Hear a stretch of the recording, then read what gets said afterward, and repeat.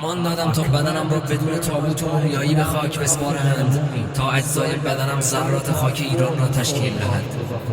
منم کوروش، شاه شاهان، شاه سرزمین ایران، شاه جهان.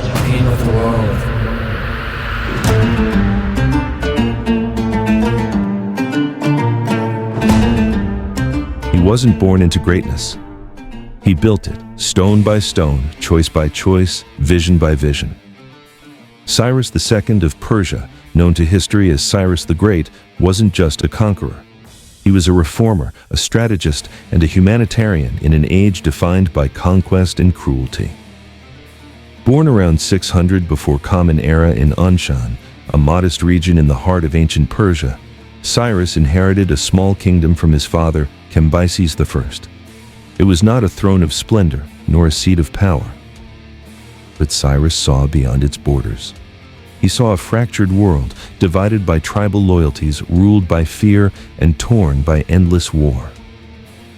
And he imagined something different.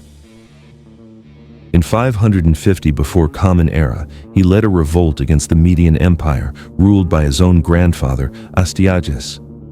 This wasn't a rebellion born of hatred or ambition. It was a calculated move to unify the Persian tribes and bring stability to a region long plagued by dynastic conflict. He succeeded. And with that victory, the Achaemenid Empire was born. But Cyrus didn't stop there.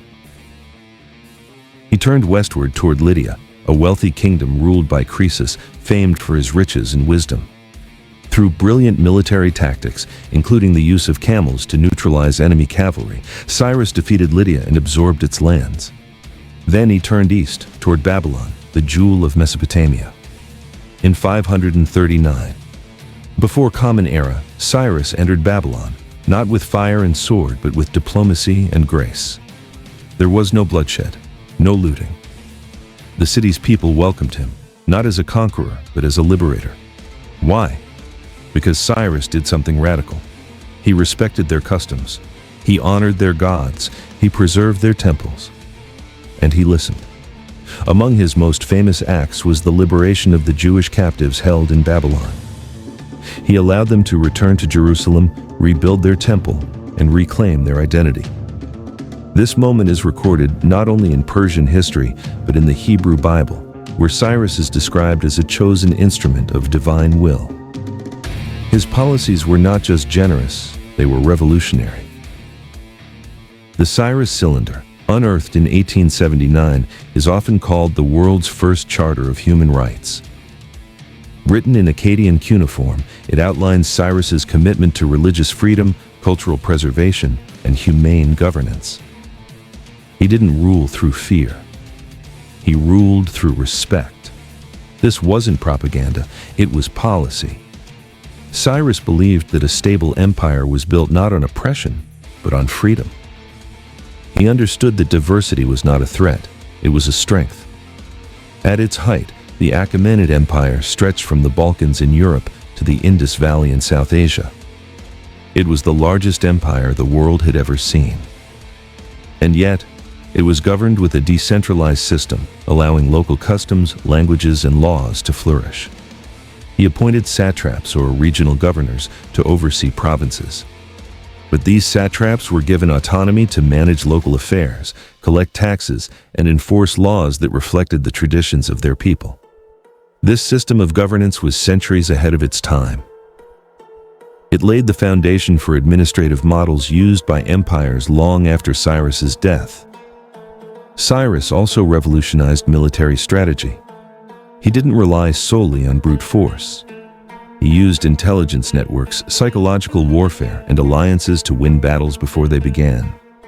His army was diverse, composed of Persians, Medes, Elamites, and others, each contributing their unique skills and tactics. His leadership style was equally progressive. He was known to consult advisors from different cultures and backgrounds. He valued wisdom over flattery and justice over vengeance.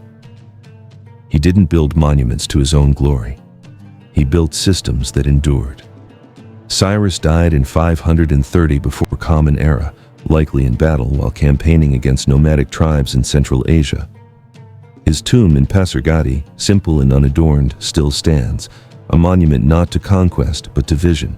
His legacy lives on, in stone, in scripture, in the principles of freedom we still fight for, in every leader who chooses compassion over cruelty, in every society that values diversity over division. And if we listen closely, we might hear what he stood for. That justice is stronger than tyranny, that unity is deeper than conquest, and that the greatest empires are not those that last longest, but those that leave behind the most light.